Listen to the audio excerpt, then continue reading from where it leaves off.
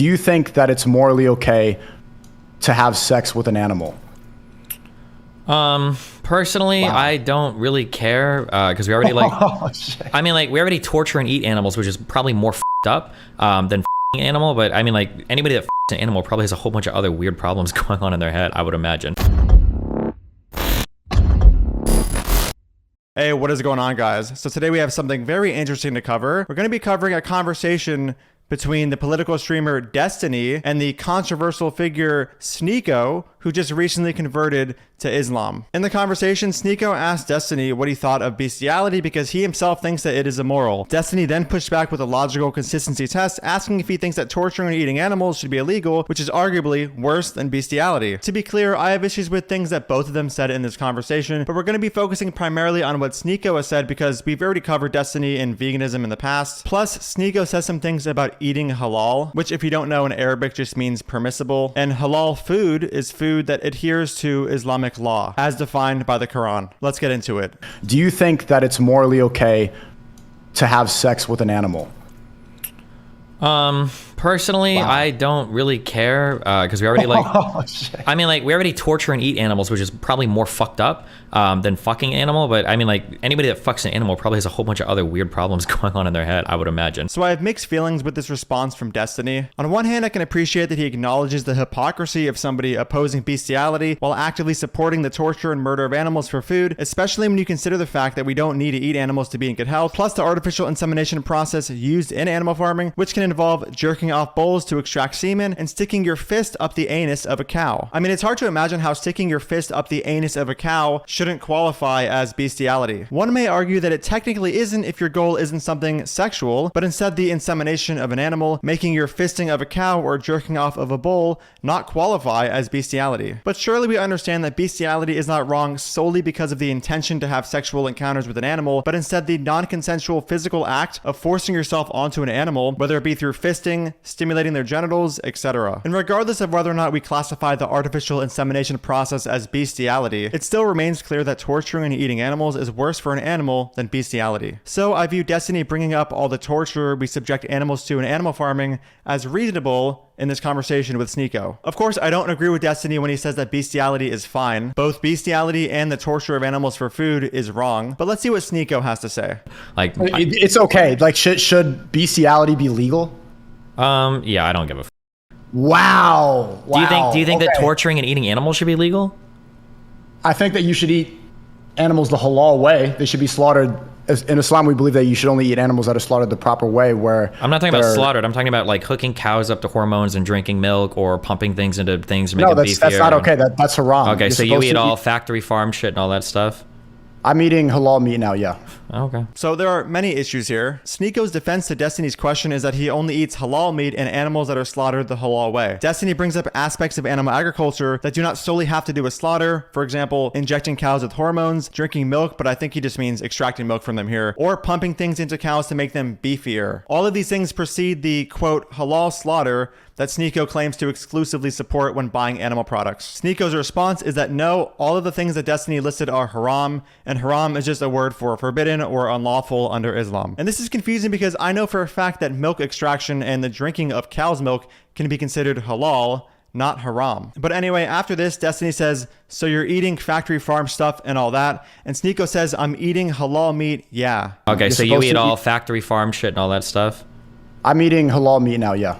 Okay. I'm not sure if Sneako misspoke here, but if he's saying yes to the question of, so you support all of the factory farm stuff, he is admitting that he supports all the things he disclaimed are haram that Destiny listed. Just to be charitable, it seems as though he misspoke and meant to say that he does not support factory farms. He also seems to think that animals that are slaughtered the halal way are never from factory farms. This is simply not true. Here are the conditions of a halal farm, and here's one in Abu Dhabi, Cairo, and Kuala Lumpur. And here's a video covering some of the horrific conditions of Australian exports to Egypt, which will all be labeled as halal. I won't be showing the video here because I don't want to get demonetized, but I will have it linked in the pinned comment. And here's one more video with Joey Carbstrong witnessing horrific halal slaughter. Same thing as before. I'm not going to show the video here, but I'll have it linked in the pinned comment with the other video of the Australian exports going to Egypt that would be labeled as halal. And another issue with halal is that halal labeling is very easy and companies can self-certify. With absolute ease, they can become their own halal certification body. With more and more damning reports of dubious halal certificates coming out, Muslims are beginning to reconsider who they can truly trust in certifying their foods. It's simply not enough to place our reliance on just any halal certifier. I don't think it's good enough for a Muslim in general just to say, okay, this person is certified and I'm happy with that. It's very important to make sure you recognize what is a true and genuine halal certification, and try to stake out those certification bodies and who they certify and consume those kind of products. This fact is only aggravated once we consider the sheer amount of halal certifiers currently operating in Australia. The shocking truth is, in the Australian local meat market, anyone can open a halal certification company.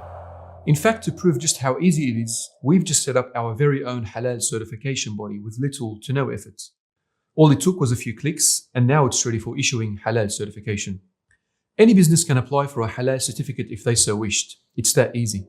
Some halal food suppliers have even taken it upon themselves to self-certify their own businesses. And here's a final issue with the idea of halal slaughter and how Muslims use it to justify their use of animals. When it comes to the notion of, quote, eating halal in the minds of Muslims, and especially people like Sneako, there was strong emphasis on slaughter with little to no emphasis on the way an animal was raised prior to slaughter. This is a problem for Muslims seeking to eat halal because halal is not just about slaughter, but instead about respect for an animal leading all the way up to their, quote, halal slaughter.